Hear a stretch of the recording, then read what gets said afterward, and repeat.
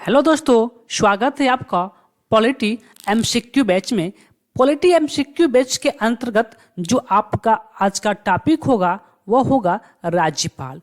अब पिछले क्लास में निर्वाचन आयोग से जो भी इम्पॉर्टेंट प्रश्न बने थे उन सभी प्रश्न को हमने आपको करवा दिया था। तो आज की क्लास में हम लोग देखेंगे राज्यपाल, और राज्यपाल से जितने भी इम्पॉर्टेंट प्रश्न हो सकते हैं उन सभी प्रश्नों को देखेंगे। तो आइए आज की क्लास की शुरुआत करते हैं और अपने क्वेश्चन की ओर बढ़ते हैं। क्वेश्चन की ओर बढ़ने से पहले मैं आपको बता दूं कि यदि आप एनटीपीसी की तैयारी करते हैं ग्रेजुएट या फिर अंडर ग्रेजुएट लेवल का, तो आप हमारे मैथ प्रीवियस ईयर बैच के साथ जुड़ सकते हैं, जो सोमवार से शुक्रवार तक रोज सुबह 8 बजे होती है। तो इस बैच के भी माध्यम से आप हमसे जुड़ सकते हैं। साथ ही साथ यदि आप मैथ बिल्कुल शुरू से पढ़ना चाहते हैं तो आप हमारे मैथ फाउंडेशन बैच के साथ जुड़ सकते हैं, जिसमें हाल ही में हमने मिश्रण और एलिगेशन को शुरू किया है। मात्र अभी इसका 2 क्लास हुआ है, एक क्लास आज हुआ है और एक क्लास कल हुआ था। तो इस बैच के भी माध्यम से आप हमसे जुड़ सकते हैं। तो चलिए चलते हैं आज के पहले प्रश्न की ओर। पहला प्रश्न ध्यान दीजिए, पहला प्रश्न आपके सामने है। प्रश्न क्या कह रहा है? प्रश्न कह रहा है कि मैं इसका कलर में चेंज कर लूँ, मार्कर को थोड़ा सा टाइम दीजिएगा, 1 मिनट बस, थोड़ा सा मैं इसको पतला कर लूँ, बहुत मोटा हो गया है। 1 मिनट, चलिए ठीक होगा। अब देखिए करा है कि भारत के संविधान के किस भाग के अंतर्गत राज्य कार्यपालिका का उल्लेख है? संविधान के किस भाग के अंतर्गत कार्यपालिका का उल्लेख है? तो उसमें आपका भाग 6 के अंतर्गत उल्लेख है। ऑप्शन नंबर सी आपका सही उत्तर हो जाएगा। अगला प्रश्न कर रहा है कि भारतीय संविधान के किस भाग में किस भाग को राज्य का संविधान कहा जाता है? भारतीय संविधान के किस भाग को राज्य का संविधान कहा जाता है? तो भाग 6 को राज्य का संविधान कहा जाता है। ऑप्शन नंबर बी आपका सही उत्तर है। अगला प्रश्न कह रहा है कि राज्य सरकार का कार्यकारी अध्यक्ष यानी कि संवैधानिक प्रमुख कौन होता है? संविधान के अनुसार राज्य का कार्यकारी अध्यक्ष कौन होता है? तो देखिए, केंद्र का तो संविधान के अनुसार जो कार्यकारी अध्यक्ष होता है यानी कि प्रमुख व्यक्ति होता है वह कौन होता है? राष्ट्रपति। और वही राज्य का राज्यपाल। ऑप्शन नंबर सी आपका सही उत्तर होगा। अगला प्रश्न कह रहा है कि भारतीय संविधान के किस संशोधन द्वारा यह प्रावधान किया गया कि किसी भी व्यक्ति को 2 या 2 से अधिक राज्यों का राज्यपाल भी नियुक्त किया जा सकता है? तो ध्यान देंगे कि कोई भी राज्यपाल 1 से अधिक राज्यों का राज्यपाल नियुक्त हो सकता है। यह कब कहा गया था? तो 7वें संविधान संशोधन 1956 के द्वारा कहा गया था। ऑप्शन नंबर ए आपका सही उत्तर हो जाएगा। अगला प्रश्न कर रहा है कि राज्यपाल की नियुक्ति कौन करता है? राज्यपाल की नियुक्ति कौन करता है? तो राज्यपाल की जो नियुक्ति है वह राष्ट्रपति के द्वारा किया जाता है। ऑप्शन नंबर डी आपका सही उत्तर होगा। अगला प्रश्न कर रहा है कि किसी राज्य में राज्यपाल की अनुच्छेद के अंतर्गत, थोड़ा सा टाइपिंग मिस्टेक है, देखिए मैं बता देता हूं कि क्या प्रश्न आपसे कहना चाहता है। प्रश्न कर रहा है किसी भी राज्य में राज्यपाल की नियुक्ति संविधान के किस अनुच्छेद के अंतर्गत होती है?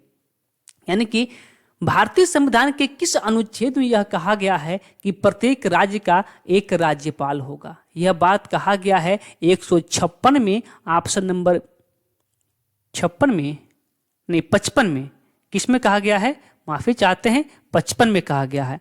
ऑप्शन नंबर सी आपका बिल्कुल सही उत्तर होगा। अगला प्रश्न देखिए, प्रश्न कर रहा है कि भारतीय संविधान का कौन सा अनुच्छेद भारत के राज्यों को एक राज्यपाल के रूप में नियुक्ति के लिए योग्यता निर्धारित करता है? योग्यता की चर्चा किस बात में है? तो योग्यता की चर्चा आपका 157 में है। प्रश्न नंबर 8 कह रहा है कि किस राज्य के राज्यपाल के रूप में नियुक्त होने के लिए व्यक्ति की न्यूनतम आयु कितनी निर्धारित है? यानी कि किसी भी राज्य के राज्यपाल होने के लिए आपकी जो न्यूनतम आयु है वह कम से कम कितना वर्ष होना चाहिए? तो न्यूनतम जो आयु आपका है, चाहे वह राष्ट्रपति का हो या फिर राज्यपाल का हो, जो आपका आयु है कितना वर्ष होना चाहिए? आपका 35 वर्ष होना चाहिए। ऑप्शन नंबर बी आपका सही उत्तर होगा। अगला प्रश्न देखिए, प्रश्न कह रहा है कि राज्यपाल द्वारा ली जाने वाली शपथ या प्रतिज्ञा का प्रक्रिया भारतीय संविधान के किस अनुच्छेद में है? यानी कि राज्यपाल की शपथ, राज्यपाल का जो शपथ है वह किस आर्टिकल में है? तो राज्यपाल का जो शपथ है वह आर्टिकल 159 में है। ऑप्शन नंबर बी आपका सही उत्तर होगा। अगला प्रश्न कर रहा है कि उच्च न्यायालय के मुख्य न्यायमूर्ति या उनकी अनुपस्थिति में 4 वरिष्ठतम न्यायाधीश के समक्ष कौन शपथ या प्रतिज्ञा लेता है?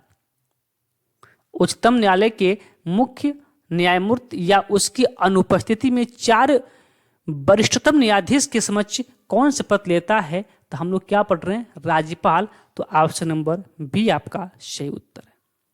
11 नंबर प्रश्न कह रहा है कि राज्यपाल किसके प्रति उत्तरदायी होता है? राज्यपाल किसके प्रति उत्तरदायी होता है? तो राज्यपाल की नियुक्ति कौन करते हैं?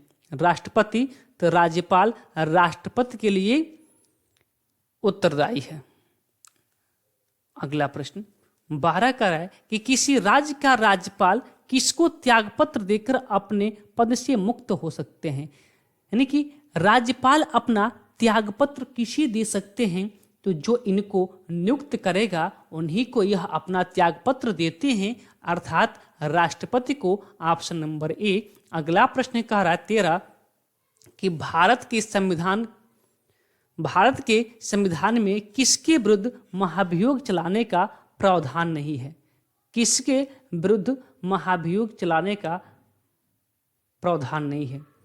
देखिए इस प्रश्न को मैं स्किप करता हूं क्योंकि महाभियोग केवल अभियोग कर रहा है, माफी चाहते हैं, अभियोग कर रहा है। हम महाभियोग सुन लिए थे, ठीक है, अभियोग कर रहा है।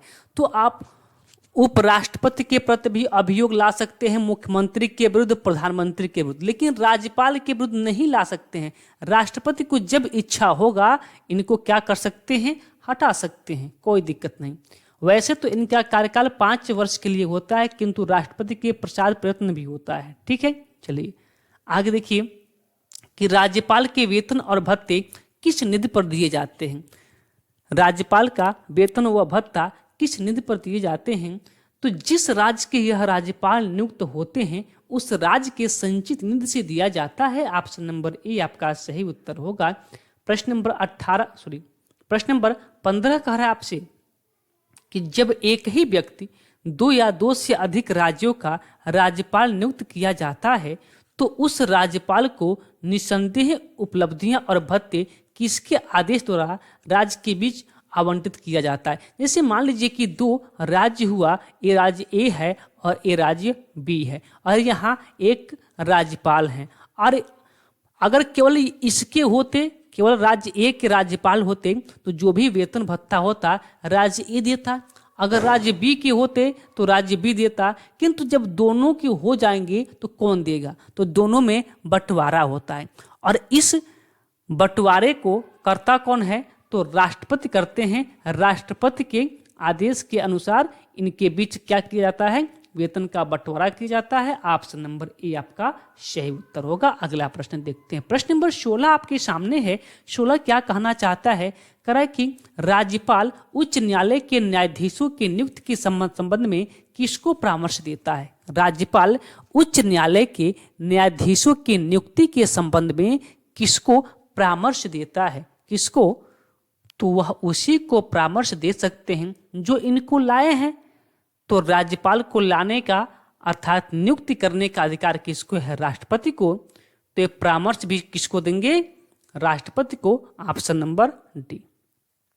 अगला प्रश्न कह रहा है कि राज्यपाल किसका सदस्य न होते हुए उसका अभिन्न अंग माना जाता है? जिस प्रकार उपराष्ट्रपति राज्यसभा का सदस्य न होते हुए भी उनका एक अंग माना जाता था, अभिन्न अंग माना जाता था, उसी प्रकार राज्य के विधानमंडल का सदस्य न होते हुए भी राज्यपाल को उसका अभिन्न अंग माना जाता है। ऑप्शन नंबर ए आपका सही उत्तर हो जाएगा। अगला प्रश्न आपके सामने है। प्रश्न कह रहा है कि कौन राज्य की विधानसभा के सत्र को आहूत या सत्रावसान कर सकता है, जिस प्रकार, कहां चले गए, हाँ, जिस प्रकार लोकसभा के सत्र को आहूत और सत्रावसान करने की जिम्मेदारी राष्ट्रपति को था, उसी प्रकार राज्य के विधानसभा के सत्र को आहूत और सत्रावसान करने की जिम्मेदारी राज्यपाल को होती है। ऑप्शन नंबर ए आपका सही उत्तर होगा। अगला प्रश्न देखते हैं। प्रश्न नंबर 19 आपके सामने है। प्रश्न कर रहा है कि किसी राज्य का राज्यपाल संविधान के किस अनुच्छेद के अंतर्गत विधानमंडल के अवकाश के दौरान अध्यादेश जारी कर सकता है। तो किस आर्टिकल के तहत यह अध्यादेश जारी कर सकता है? तो वह आर्टिकल आपका क्या है, 213। और राष्ट्रपति का अध्यादेश, राष्ट्रपति का जो अध्यादेश है वह आर्टिकल 123 में, किंतु राज्यपाल का जो अध्यादेश है वह 213 में है। ऑप्शन नंबर बी आपका सही उत्तर होगा। अगला प्रश्न देखते हैं। प्रश्न नंबर 20 क्या कहता है। प्रश्न नंबर 20 का आपसे कि निम्नलिखित में से किसे भारतीय संविधान के तहत क्षमादान करने की शक्ति प्रदान की गई है? तो क्षमादान करने की जो शक्ति है वह राष्ट्रपति और राज्यपाल दोनों को है, लेकिन यहां पे क्या है, केवल राज्यपाल है। तो ऑप्शन नंबर डी आपका सही उत्तर हो जाएगा। अगला प्रश्न क्या कहता है आपसे। प्रश्न कह रहा है कि भारतीय गणराज्य में एक केंद्र शासित प्रदेश के प्रशासनिक प्रमुख को क्या कहा जाता है? जो केंद्र शासित प्रदेश हैं हमारे, उनके जो प्रशासन के प्रमुख होते हैं उन्हें क्या कहा जाता है?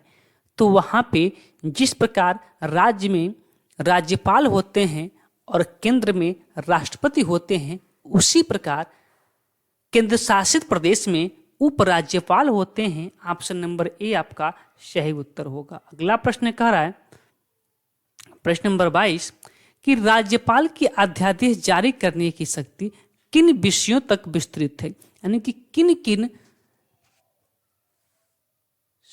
जैसे जो केंद्र राज्य संबंध होता है, यानी कि 3 सूचियां होती हैं, राज्य सूची, केंद्र सूची और समवर्ती सूची, उसमें किस विषय पर राज्यपाल अपना अध्यादेश जारी कर सकता है?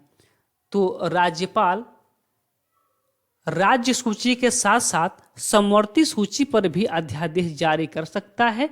ऑप्शन नंबर सी आपका सही उत्तर होगा। अगला प्रश्न, क्योंकि जो राज्य सूची का होता है उस पे केवल राज्य कानून और केंद्र पर केवल केंद्र, लेकिन समवर्ती पे दोनों बना सकते हैं, इसीलिए इन दोनों पर भी राज्यपाल अपना अध्यादेश जारी कर सकता है। अगला प्रश्न कह रहा है कि राज्य विधानमंडल द्वारा पारित कोई विधेयक किसकी अनुमति के पश्चात अधिनियम या अधिनियम का स्वरूप धारण कर लेता है? जिस प्रकार आपको पता है कि केंद्र में लोकसभा और राज्यसभा दोनों से पारित विधेयक किसकी अनुमति के बिना कानून नहीं बनता था, तो आप कहेंगे राष्ट्रपति की अनुमति के बिना कानून नहीं बनता था। उसी प्रकार राज्य विधानमंडल के द्वारा पारित विधेयक जब तक उस पे राज्यपाल का सिग्नेचर नहीं होगा, हस्ताक्षर नहीं होगा, तब तक वह कानून नहीं बन पाएगा। ऑप्शन नंबर डी आपका सही उत्तर होगा। अगला प्रश्न देखिए, प्रश्न नंबर 24 कह रहा है कि स्वायत्तशासी जिला और क्षेत्रीय परिषद के अधिनियमों के संदर्भ में निलंबन की शक्ति किसे प्रदान है? किसे प्रदान है? राज्यपाल को। Option number C. अगला प्रश्न देखिए, प्रश्न कह रहा है कि भारत में राज्यपाल बनने वाली प्रथम महिला कौन थी? भारत की प्रथम महिला राज्यपाल कौन है? तो भारत की प्रथम महिला जो राज्यपाल है वह है सरोजिनी नायडू। और किस प्रदेश की रही थी? तो यह रही थी उत्तर प्रदेश की। ठीक है, और यह भारत की सबसे पहली महिला राज्यपाल है। ठीक है, और किस राज्य की थी? तो उत्तर प्रदेश राज्य की थी। ये भी बात आपको याद रखने की आवश्यकता है। अगला प्रश्न देखिए क्या कह रहा है।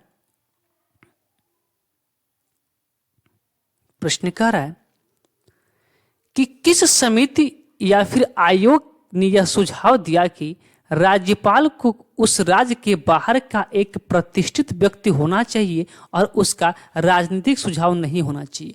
प्रश्न क्या कह रहा है कि मान लीजिए ये आपका कोई राज्य ए है, ठीक है, इसका एक राज्यपाल होगा। तो जो राज्यपाल होगा ना, इस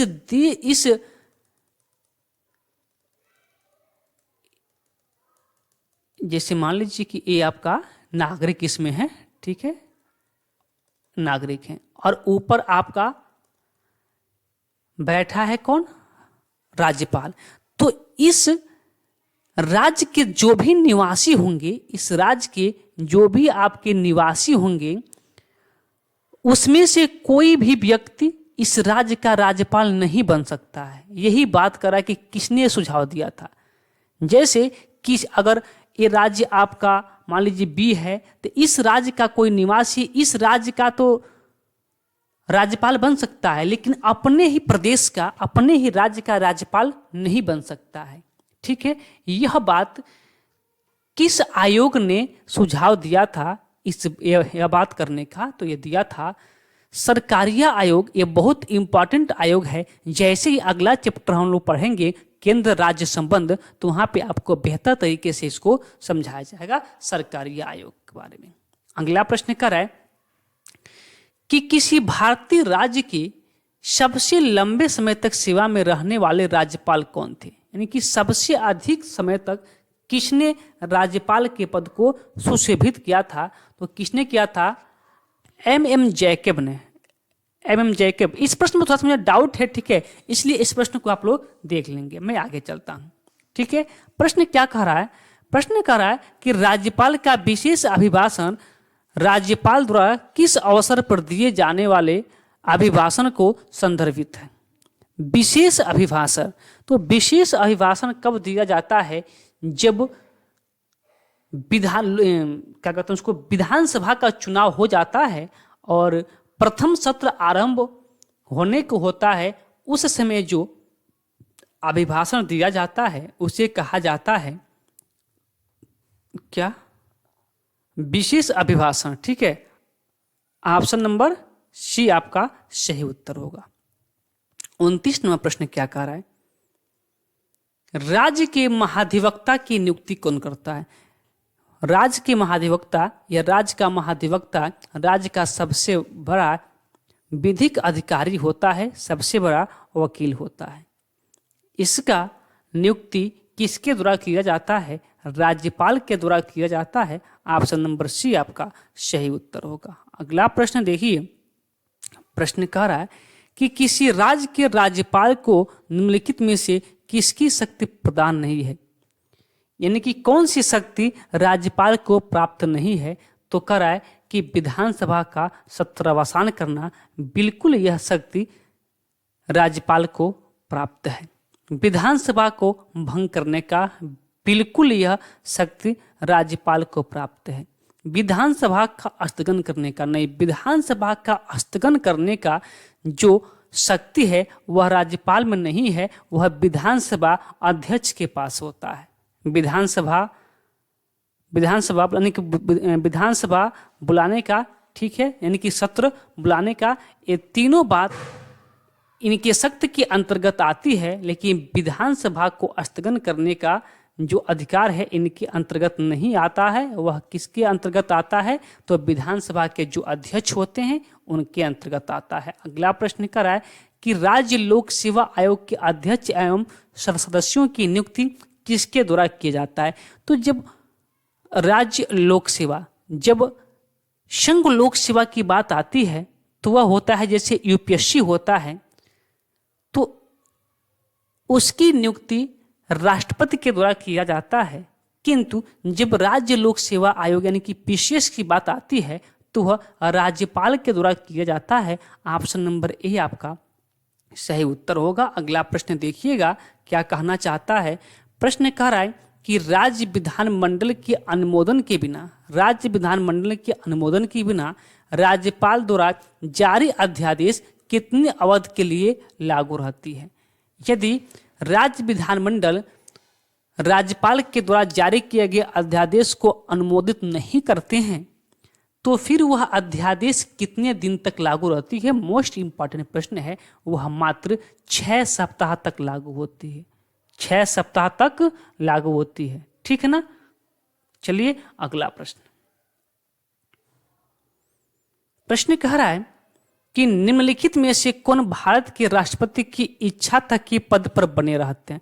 वैसे तो कहा जाता है कि राज्यपाल का जो कार्यकाल है 5 वर्ष का होता है, किंतु नहीं, एक केवल राष्ट्रपति के प्रसाद प्रयत्न तक होते हैं। जब तक राष्ट्रपति चाहें तब तक अपने पद पे बने रह सकते हैं। कौन?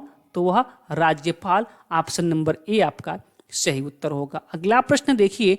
प्रश्न कह रहा है कि निम्नलिखित में से किसे भारतीय संविधान के अनुच्छेद 161 के तहत क्षमादान प्राप्त करने की शक्ति है।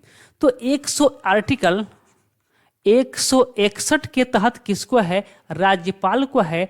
और आर्टिकल 72 के तहत ना, आर्टिकल 72 के तहत किसको है? राष्ट्रपति को है। ठीक है। अगला प्रश्न, प्रश्न नंबर 35 कह रहा है आपसे कि निम्नलिखित में से किसको महाभियोग के बिना भी हटाया जा सकता है। तो किसको महाभियोग के बिना हटाया जा सकता है? राज्यपाल को। जब राष्ट्रपति चाहें तब इनको हटा सकते हैं। ठीक है। तो चलिए इतना ही प्रश्न लिए थे हम, और इतना ही इम्पॉर्टेंट भी प्रश्न था राज्यपाल से। राज्यपाल से संबंधित सारे इम्पॉर्टेंट प्रश्नों को हमने देख लिया। तो चलिए फिर आज की क्लास को यहीं पे रोकते हैं। फिर आगे की क्लास मतलब अभी 8 बजे मिलते हैं अपने इतिहास MCQ बैच में। और आज का टॉपिक उसमें आपका होगा, 2 टॉपिक हमने उठाया है। एक आपका खिलजी वंश और साथ ही तुगलक वंश। कल सैयद वंश और फिर सैयद वंश के बाद से लोदी वंश खत्म कर दिया जाएगा। उसके बाद से हम लोग पहुंच जाएंगे मुगल वंश पे। तो चलिए फिर आज के लिए इतना ही। फिर मिलते हैं अपने अगले क्लास में। तब तक के लिए आप सभी को धन्यवाद।